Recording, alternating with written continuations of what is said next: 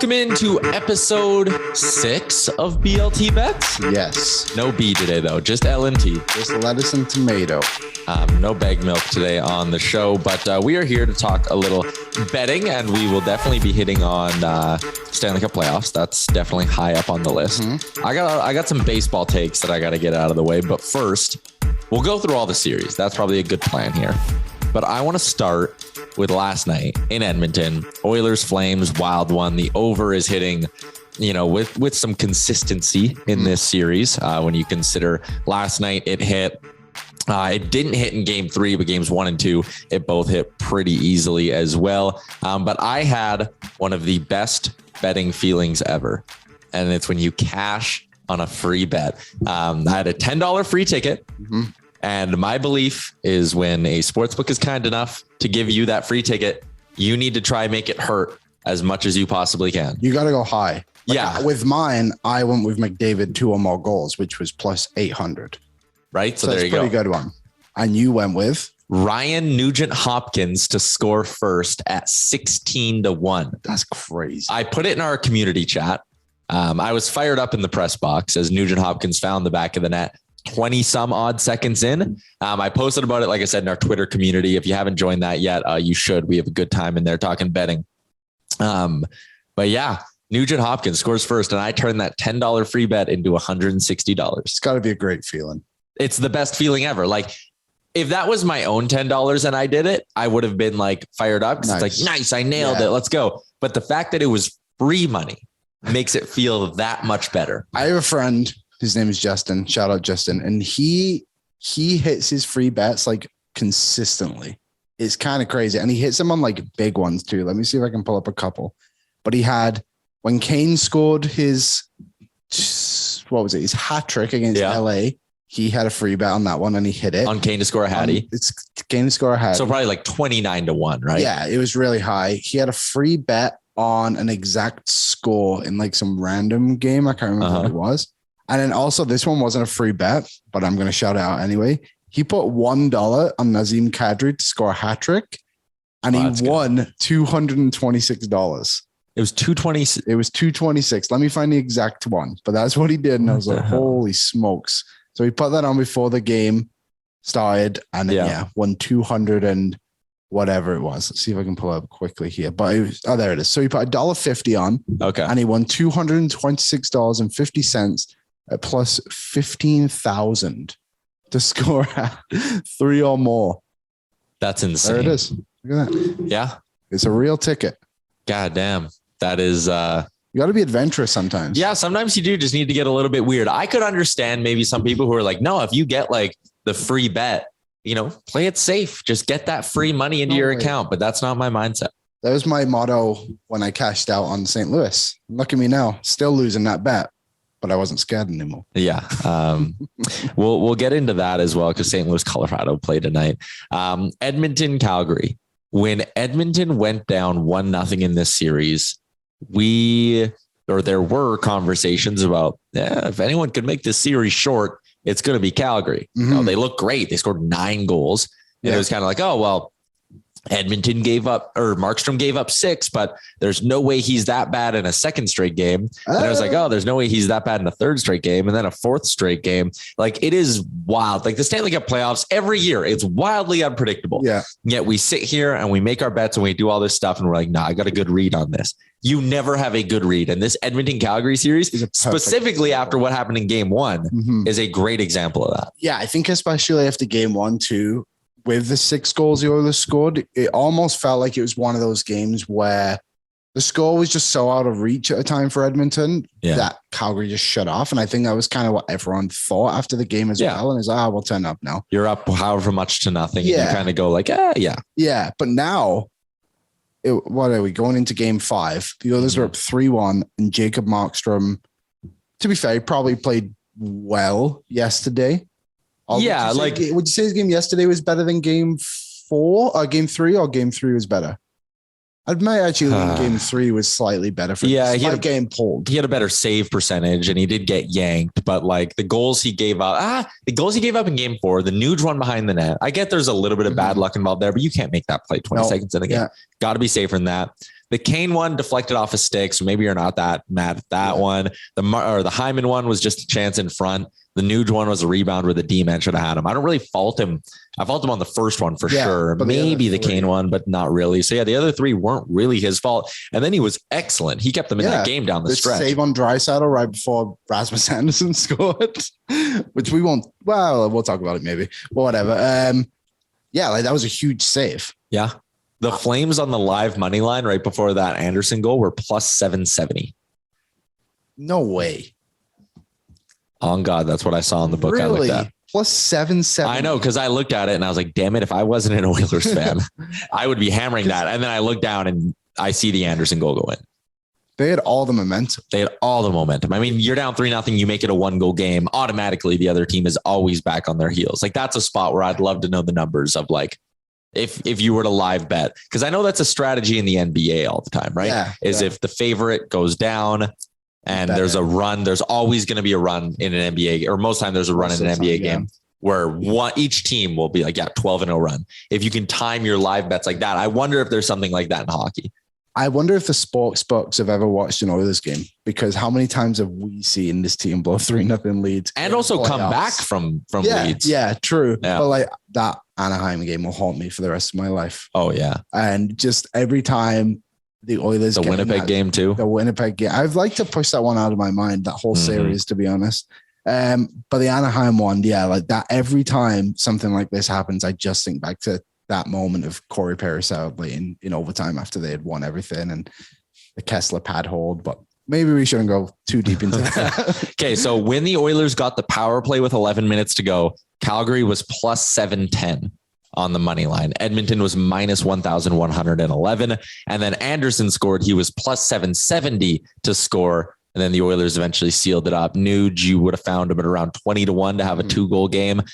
He finds the back of the net. Evander Kane ends up scoring the empty netter as well. The Oilers were favorites in that game. I got a DM from someone about how hard they were sweating out that Evander Kane empty net goal. And I'm going to try find it now because I misplaced it. To have two or to like the next goal? So they had like Oilers puck line.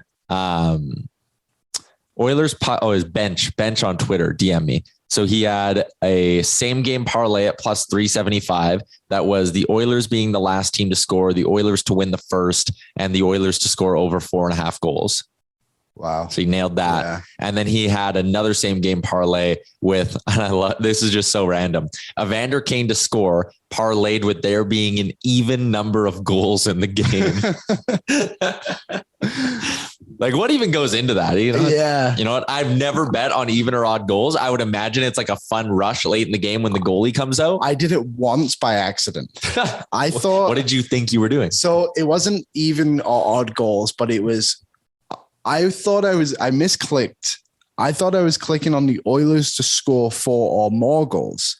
But what I actually did was the Oilers to score the 4th goal in the game, which was the most random one. And it was when they lost to Montreal. I think it was this season. They lost to Montreal. It was one of the better teams. And they were getting smoked. And I hit the bet because the Oilers scored the 4th goal, but I'm pretty sure they lost like 6-2. They were like down 3-0 and then scored the next one. Yeah, that's what it was. That was a nice pick me up after watching this team get destroyed by this team. The reverse of that is our boy Chris Chalmers from Oilers Nation had a story the other night of betting on McDavid to score and the Oilers to win. Mm-hmm. And they did. So he went back, checked his account, and he was like, what the hell? My bet's not there. He was like, fuck, I must have closed my app before the bet fully went through. It didn't go through. So then the next game he goes, because that would have been game 2. So game 3 in the series, he goes, well, I'll just bet it again. And then it doesn't hit. Damn. Like, And now McDavid's gone back-to-back games without a goal. So he's probably doing game 5. Yeah. McDavid to score in game 5 is an auto bet. How about Bearded Brad? Have you heard about his recent strategy? Sports cards. Yeah. So he opened a pack of hockey cards and there was a Duncan Keith card in there. Duncan Keith, and he bet on Duncan Keith to score in game 2, which was plus 1,000. And I don't know how much he put on it, but whatever he put on it, he won. And he was very happy at the Oilers Nation watch party at the pint. Yeah. That was wild. When he told me his logic, I was like, man, that is peak sports betting shit right there. Being like, you know what? I got a hunch here. I got his hockey card. I kind of want to try it. I think I might. Like, I don't know. You're going to go like run by a Walmart and just open packs I until you already get an buy order? them. Yeah, fair enough. May as well like see what happens. Maybe I'll do it. Maybe I'll start next season when the whole field is open again and just like whoever the first card out, that's who I'll make my bet on. All right. Yeah. I don't hate Stay it. tuned for that one, folks. Yeah. Stay locked in our Twitter community and let us know if you have any weird, like what's your weird superstitions? Because I think everyone's kind of got them, right? Just for betting? Yeah, just for betting. Okay, because I have some weird superstitions. Yeah, I know you do. You're built like that. Let's move on to another series that you've had success betting on. Yesterday, the Rangers tied the series 2-2. I love betting on Carolina to lose away. And they are dog shit on the road. It is so weird. I can't. They were saying on the broadcast yesterday. By the way, this series has been horrendous. So boring. Like I can't bring myself to watch a full game. I watch it. I put it on my iPad and I watch something else and I just kind of look at the corner of my eye. But they were saying on the broadcast when I really tuned into it at the end that this has never happened. Like no team has ever won the first 6 games at home and then lost the next 5 on the road in the playoffs, like to start the thing. It's just so they're a completely different team. So yeah, what I do is I bet on the Rangers, or even when they were playing, who'd they play in the first round again? Boston. I would just bet on Carolina to lose away. And also Igor saves is quite successful because there was a stat. I think Mike McKenna actually tweeted out. Yeah. When Shesterkin makes 30 or more saves, the Rangers win in the playoffs. And his saves was 29.5. So I was like, okay, well, if I'm going to bet the Rangers to win, by that logic, I should just bet Igor to have the saves. And he finished with 30 exactly. So I barely hit it. Oh, yeah. But that's a good one. The philosophy lives on. I've missed the Mike Smith save prop by 1 or 2 in back-to-back games. It's heartbreaking. But the Canes at home so far in the playoffs, like you said, they're 6-0. In those games, they've scored 22 goals. So 6, 12, 18, 3.4, 3.5 goals a game. That's a little bit higher than that, actually. I did bad math. On the road, 2 goals, 2 goals, 2 goals, 1 goal, 1 goal. In 5 games, they've scored 8 goals. Sebastian Aho has 8 points so far in the postseason on home ice. None on the road. 1 in 5 road games. Wow. That's nuts. It's crazy. Like that's why. But here's the thing. One of these trends has to end eventually.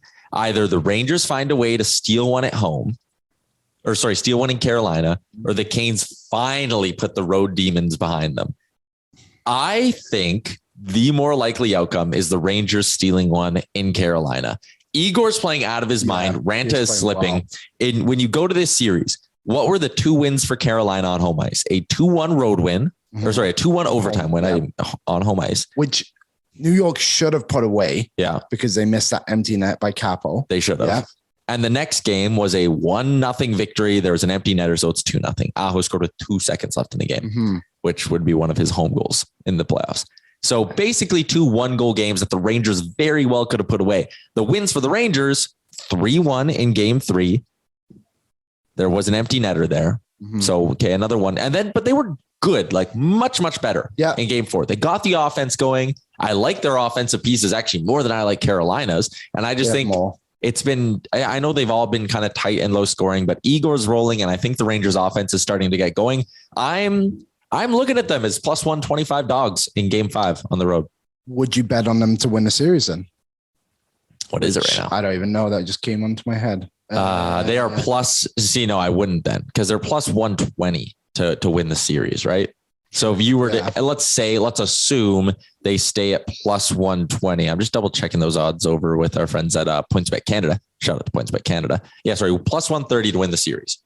So you can get a plus 130 to win the series. If you just assume that those are going to be their odds for the final 3 games, you could probably just bet them on the money line the next few games here. And if they win in 6, then you're laughing because you've nailed 2 plus 130 bets. Yeah. Like they win in 7, I guess you've lost a little and the calculation's different, but I think I would play them to win each game here. I just pulled up Shesterkin's stats just for the overall. So he had a lot of criticism in the first series, which is probably fair. But when you actually look back at it, really only had 2 bad games.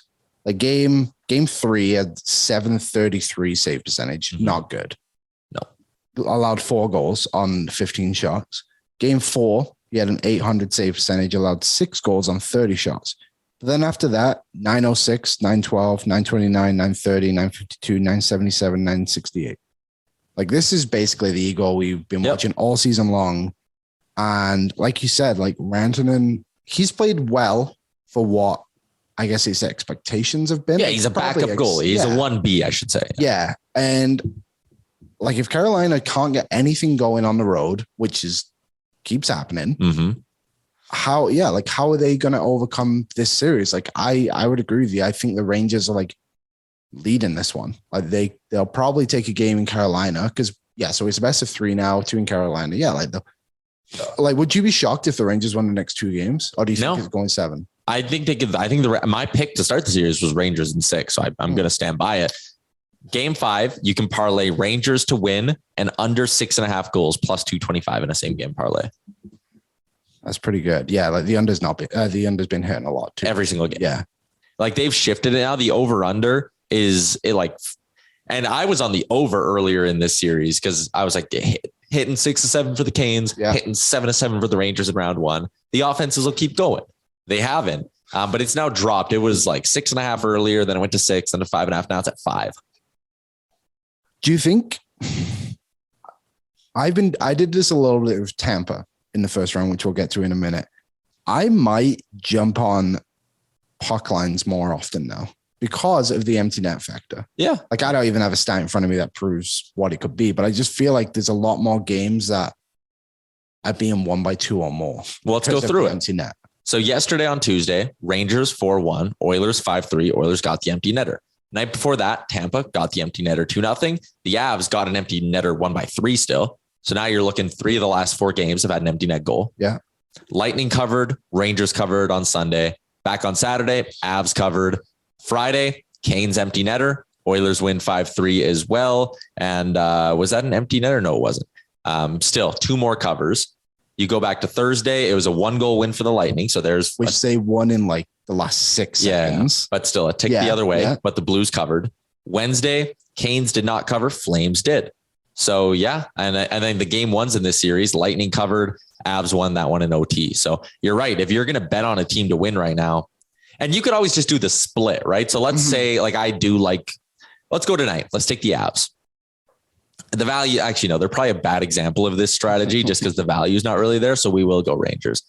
You go Rangers money line plus 125. It's a great spot to flip the puck line around, actually, because then you're getting them at plus 330 on the puck line. So for the simplicity of the math, you throw $10 on the Rangers. Let's go $20 on the Rangers plus 125. You're profiting $25 if they win. Okay, that's good. Yeah.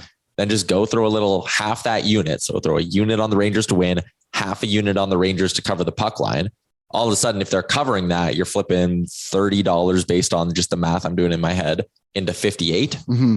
And even if they don't cover, you're still going to be profiting $15 off your $30 bet because you got that 25 because they're underdogs on the money line. Yeah. I think that's an interesting little idea. So yeah, like basically the only games that aren't hitting are the games that go to overtime. And like the Tampa game. And the Tampa game was weird. Should have probably gone to overtime. So yeah, maybe the puck line's a spot here. Yeah. As long as you pick the right team, then you're good. Yeah. The series that could wrap up tonight is St. Louis, Colorado. Do you have no faith in your Blues?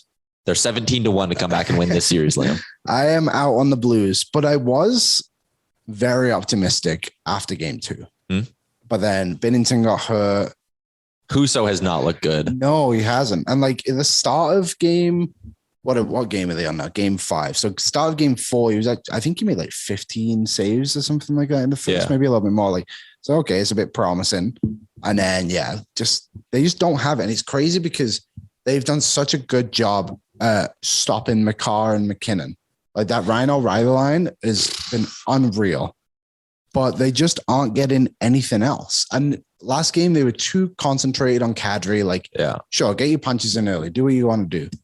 But you can't get distracted in the playoffs, right? Like even on that goal Kadri scored and Perron does a little flyby trying to nail him. Like stupid. So unnecessary. Like win the fucking game, David Perron. Yeah. And I think the refs did a good job because they both got pulled on that one, right? Like Perron and was it Barbashev or Bushnevich? Whoever it was.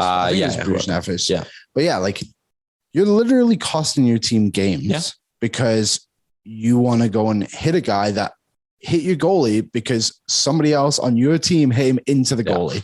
Like just so unnecessary. But yeah, like I think the Blues are done tonight.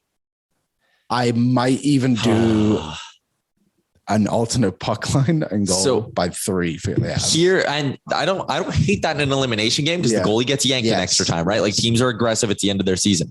The reason I am nervous about the reason I don't want the Avs to win, I have them -1.5 on the series. Okay. So you have 1 game left for them. I got a game of wiggle room. So the reason I'm rooting for the Blues tonight is because I took McKinnon over 27.5 shots in the series. And he had 8 in game 1. And I was like, lock. Didn't he have 1 or something? He went 8, 3, 2, 4. So he's sitting at 17. So I need him to get 11 shots in this series. He could very well have another game where he goes 6 or 7. That's that's his thing. But there's no way he gets 11 for me in a winning effort tonight. He has had 12 once this season in a winning effort. That's interesting. And he had 14 in a winning effort. I'm just looking here because I was curious. Every time McKinnon has hit double digits in shots, the Avs have won. Yeah, 14, 12, and 11. Yeah. Are his season highs. Just looking through that. In the playoffs so far, he's gone 6, 8, 6. Oh my God, this is insane. I'll start from the top again. 6, 8, 6, 9, 8. And then 3, 2, 4. I think it's sometimes when I look through, I just laugh at some of the bets being like, that's so ridiculous. Like I would never hit that. Like the McDavid one, which we talked about off air a couple of days ago, like for his shot prop, which was 3.5, it was -220. It's nuts. And it's like, okay, well, not doing that one. Yeah. McKinnon's shot prop was 4.5 and it was -190. Like, and it's like, that is so ridiculous. Tonight it's 4.5 -143. Like that's crazy. So crazy. Yeah. Like it's just funny that like he hits it so consistently, which he actually hasn't in the last 3 games, funnily enough. That the Bucks have to be, wow, we're losing so much money on this that we're just going to do an absurd number. Basically make it pointless to bet on. Yeah. Unless you want to bet the under, which the last 3 games have hit. Kind of. Yeah. Should we talk about, I just want to go back to the McDavid thing really quickly. Oh, wait, sorry. One more thing on the Avs series before we move on. I also have McKinnon over 3.5 goals. So I probably need 2 games for him to hit that unless he just goes off tonight. I'll need like a 2-goal effort in the losing effort and then a 2-goal series clinching effort. Highly doubt it's going to happen. I have Makar over 6 points. He only has 2. So like maybe he puts up 4 tonight and I get a push, but not looking likely. So he's hurt, right? Or like knocked or something? I don't know. I thought I heard something about that. He's not been the same. Yeah. That's for sure. But quickly on McDavid, I know we already spoke about the Oilers, but if you're one of those people that has been betting on McDavid to get 1.5, and right now, like we said, like the odds have just been kind of stupid. Like it's kind of unnecessary to bet on him. Just bet on Draisaitl. The last 2 games, in game 3, I got him at +140 to get over 2 points hit. And last night, I think it was either +120 or +110, and it hit again. Like he actually has more points than McDavid in this series, and nobody's talking about it. How well he's been doing, and the Buccaneers just keep giving it plus odds. So you may as well keep hitting it. This from Jack Michaels. Leon Draisaitl becomes the first player in Stanley Cup playoff history with 4 consecutive 3-point games. Unbelievable. It's nuts. And he also broke that record, or maybe tied it in game 3. He broke it with 4 assists in the same period. Yep. One guy though. Yeah. One man team. But yeah, you're right. Like it was insane for game 3 when McDavid was -167 to go over 1.5 and Draisaitl was like +135. Yeah. And it was like, okay, they're playing on the same line. If McDavid does it, chances are Draisaitl probably gets it. And if you can get like alternate points too, maybe even Kane. Yeah. They had 2 goals last night. He's benefiting a ton from playing with those guys. Yep. So that's what I would do. Like if you don't want to bet on McDavid, just still bet on McDavid, but just do other different guys on his line. It's the same difference. Okay. The last series is the one that's over. So one of the bets that we were very excited about this parlay, because Bag Milk did it too. No sweeps and Florida Tampa over 5.5 games. Because we were all like, Florida Tampa's going the distance. That's a deep series. I bet on it to go exactly 7. I also bet Edmonton Calgary to go 7. Probably not happening. I didn't. I bet on Tampa to win. I know you thought Tampa was going to handle them. But yeah, like what a weird series. Like Florida, maybe we should have known it a little more just the way they played against Washington, but it almost felt like they got a bit of a groove in those last 2 games when they finished it off. They had their scare and they're good. Yeah, that's kind of what I thought. It's like, okay, like they're not a young team. They're a bit inexperienced, I think is fair to say. Like Huberdeau and Barkov, this is the first time they've been to the second round. Yeah. Like Jumbo Joe doesn't really play. Claude Giroux, I guess, did he go to the finals with Philly in 2010? Was he around then? I might have been, but not like a major factor on the team. So either way, like not a ton of experience off the top of my head. But the fact they got swept, does it show how good Tampa Bay is or how bad Florida was? I think it's both. I mean, like Tampa was missing Braden Point. Yeah. And when you get swept, as much as it's the statement from Tampa that like they're not going to get thrown around, all that stuff, they're a tough out. There's a little bit of this that's like, you gave up a pick for Giroux, you gave up a pick for Sherratt, you loaded up, you had this historic offense, and you scored 3 goals in 4 games. 1 power play goal. 1 power play. What was it? 1 for 26 or something like that in the whole playoffs? Fucking terrible. Horrendous. So bad. Let's keep going. At least we kind atrocious. Atrocious. I can't think of any more. Really bad. A dumpster fire. Oh, a big dumpster fire. It like stumped you. Yeah, there you go.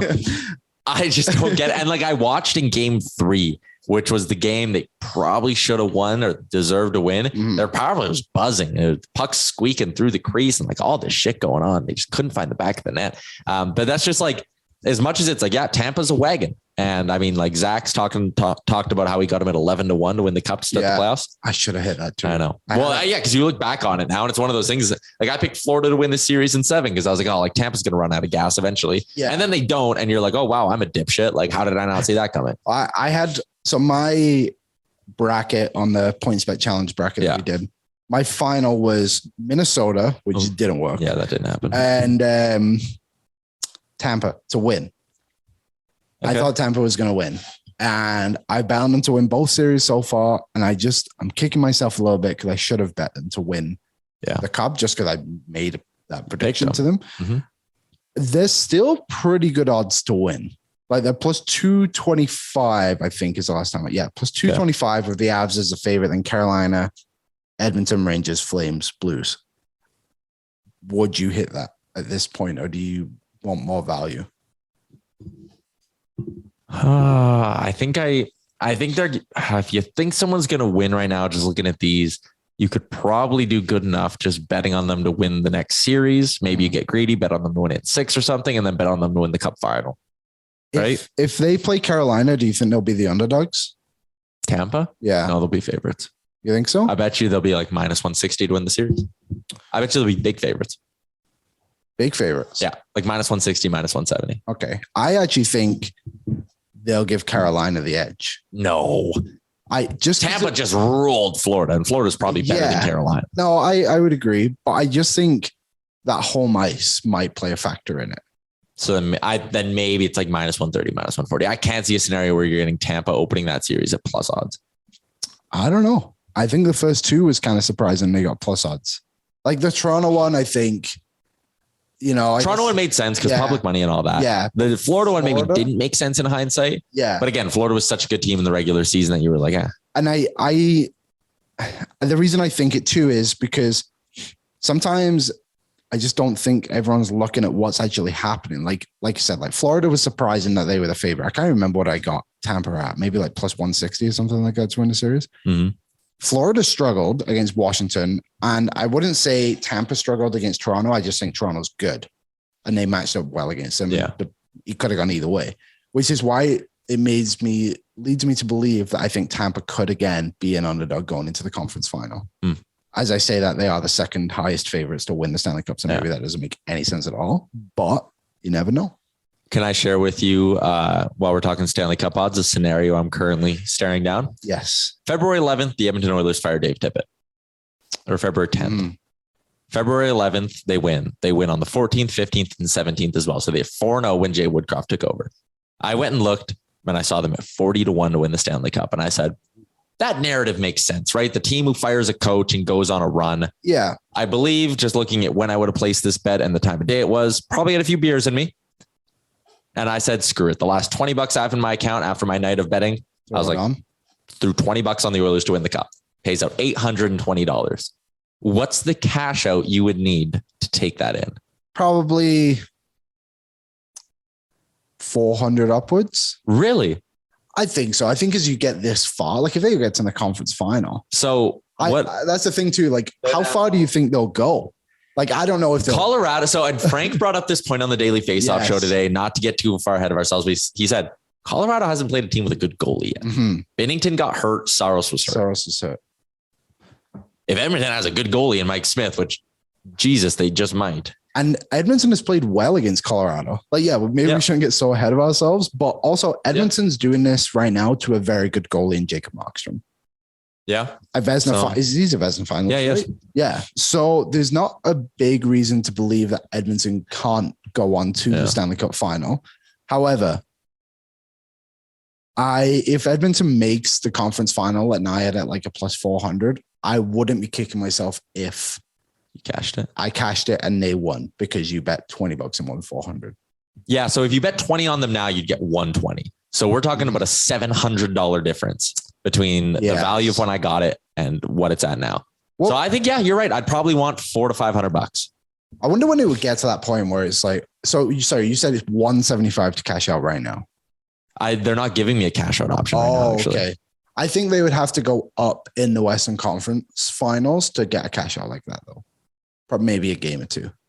Yeah, it'd have to be like 1-1. They'd have to like, steal one in Colorado. Yeah. And then for you to get that really, because they obviously probably don't want, they might want me to cash it out. Yeah, maybe. I want you to cash it out if it gets that good. Yeah. And I would probably consider it at this point. The other futures bet, I did nail one of my series bets, by the way. Ice cold on a lot of this shit, but I nailed Evander Kane to score at least 3 goals. Oh, it feels good to get that one. Did you do the Kachuk? No, I didn't. I should have. Damn. It's Kachuk had a hattie in the first game. I think everyone was a bit sweating after that one. Like, God damn. I had a good night betting yesterday because also finally my patience with the Toronto Blue Jays paid off. Nice. I've been betting on this team a lot recently. And last night I parlayed Jays to win and score over 4.5 runs. Plus 163, nailed it. Gosman over 5.5 Ks. He got 8, nailed it. Minus 111. Vladdy over 1.5 bases, plus 120, nailed it. Finally, vindication. And I'm saying right now, when you look at the Toronto Blue Jays, and I'm going to do a Jays pod later today, BJN Radio with Coombsy, this team is going to start producing runs right away. Mm-hmm. The lines will not start shifting yet. I am saying big 4-gamer coming up against the LA Angels out on the coast. I think start betting their team total over.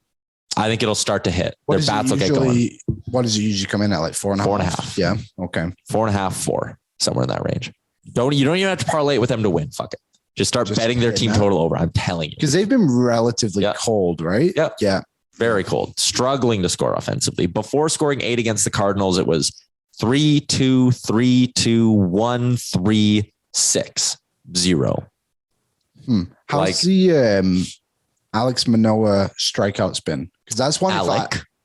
Is it Alec? Massive baseball guy. Sorry. Yeah. It's been good. Him and Gosman have been fairly consistent with it, I want to say. Because that's the one when I hit Blue Jays bets when we're here and watching the games. And typically it's Alex Manoah that's been pitching. Alec. Mr. Manoah. There you go.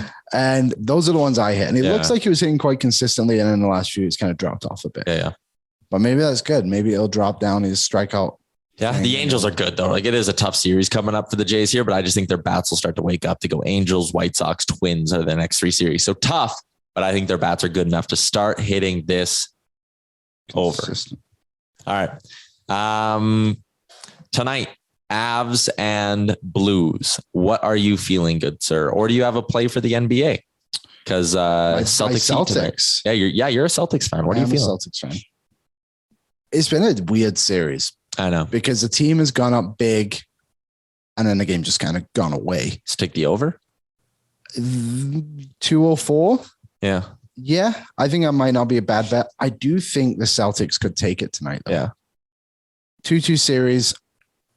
I'm going to go with Celtics spread.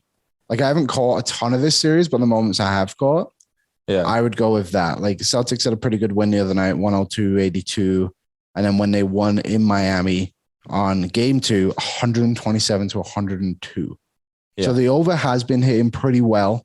Well, yeah, let's look. So they've hit 202 points in 3 of the 4. So I don't hate that. And maybe we tease it down a little bit. take it at 201.5, get those extra couple points of value or get it back. And then why not parlay that with over 5 goals in Colorado, St. Louis? And that pays out plus 119. It's pretty good. If you want to do like stay within the game, you can do over 204. Yeah. And just Celtics on the money line is plus 227. Or Miami on the money line with the total is plus 320. All right. So whichever way you think you go, I think the over hits. Yeah. Pretty good over. So yeah, that's where I would go for that one. How are we going to do our BLT sandwich today? I don't know. I was thinking something along those lines, but what do you like tonight? I'm going to go with Colorado to win. I think I will. Straight up money line? No, minus 250 is not going to be good enough. Oh, is this for the sandwich of my own? Sandwich. Okay, maybe I'll go puck line them for the sandwich. Okay. Then I will see, and I don't want them to win, but that's not the way a sandwich works. So Avs puck line minus 1.5, and then same game parlay in this bad boy with a Nathan McKinnon goal. Okay. Plus 225. He's got to score eventually. You'd have to imagine it's like, I mean, if he's going to do it anytime, tonight would be a good one. Yeah. All right. There we go. McKinnon to score, Avs minus 1.5. Same game parlay at plus 225. Shout out to our friends at PointsBet Canada. Tons of great stuff. McKenna's magic picks have been hitting pretty consistently. Very well. Yeah. So follow Mike McKenna, follow Daily Faceoff, and stay up to date with those. And we'll be back. Maybe we'll probably set up round 3. So we'll do a pod when round 2's done. Which Tuesday? I guess I might even fill in Tuesday or Wednesday. Yeah. You might. All right. Okay. There you go. Thanks for tuning into episode 6 of BLT Bets. Shout out to our boy Bag Milk. We miss you. That'll be it for episode 6. Enjoy your week.